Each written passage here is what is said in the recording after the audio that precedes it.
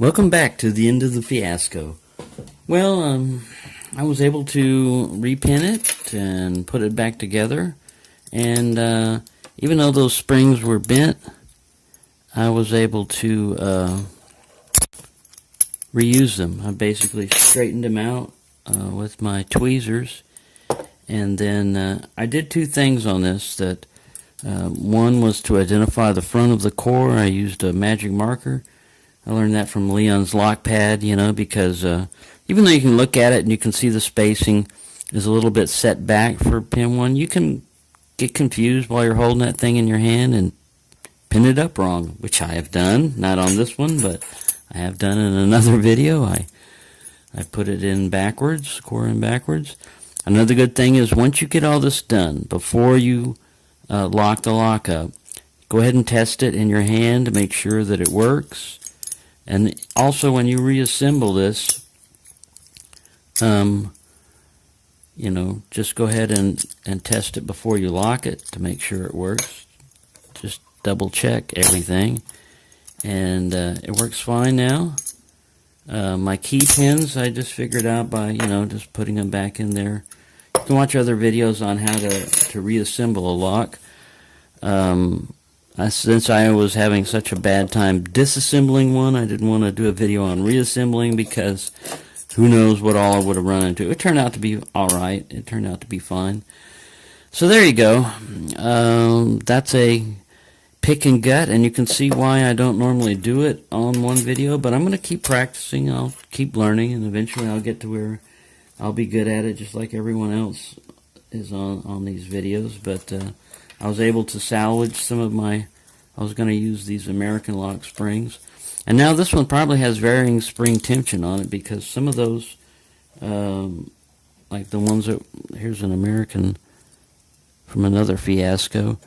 Even if you straighten that out, if they're a little bit longer than they were, then you would have increased pressure. You can usually do that, on a spring if you want to give it more pressure just by pulling on it a little bit, but this wasn't intentional. But I did notice when I put them in the Bible that one spring was sticking up a little bit higher than the rest, so he has more tension on him, which might give it a different pick. I'll just have to see when I go to pick this again. So there you go. That's how to recover from a mistake you make by yourself on your own. I did use this little hook follower, and it turned out pretty well on this lock. I don't know why my battery didn't work, but I'll put him back in there.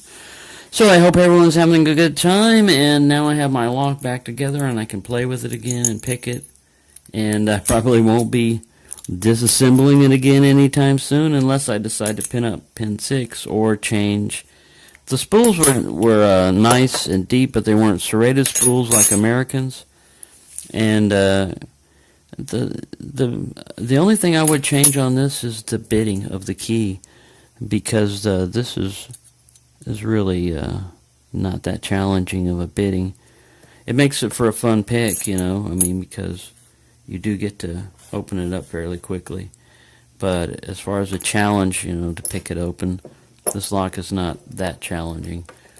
But it is fun, and at least I haven't destroyed something that I just bought yesterday.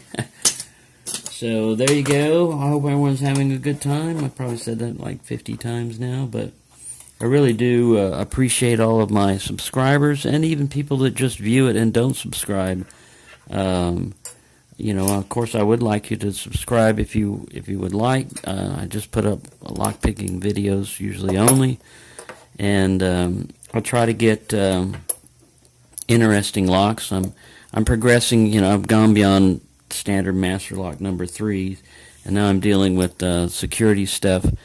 The only super high security lock that I've encountered so far is this guy, and according to videos, Sergeant Greenleaf environmental lock should be pretty easy to pick. Not in my case. I can set those angles up. I've got a 0, a 45, and a 90. I set those up, but the last magic, of turning the thing to get it open hasn't happened for me. I worked 6 hours on it the very first day that I tried and gave up and went back to an easy master lock. So there's a high security lock that would have been a nice one to have as my first opening, but it hasn't happened so far. And it's on loan. The guy lives downstairs from me, so, I don't have to mail it off or anything, so I can just hand it back to him when I've given up. But I'm not going to give up. I'm going to keep messing with it, just taking a break by going through other videos. So there you go. That's just a little documentation of how I got this thing back together, and a few little other things no one really needed to hear, but I hope everyone is enjoying themselves. See, that's another way of saying having a good time. And I will try to get I'm going to have other locks coming in, and I will get more in there. And if I do, eventually you will see I'll get a gutting video where I pick and gut, and I do it all in less than 10 minutes. Now that would be an improvement for me. So I have stuff to improve and work on. And later on, I'm going to put this core in this lock. It already, see, the bitting on this one is not that good compared to the core I was going to replace it with. Look at that bitting. That's a lot better than this bitting. So I was going to replace this core with an American core instead of an Ace core. There we go. I can try to pick that one later too once I recore it. So that's another lock for me to mess with. Jolly good show. Hope everyone's having a good time. I said that way too many times, but I really do mean that. And I really do appreciate all my subscribers and viewers.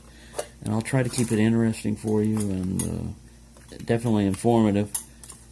And that's all I've got for right now. Thank you very much for watching.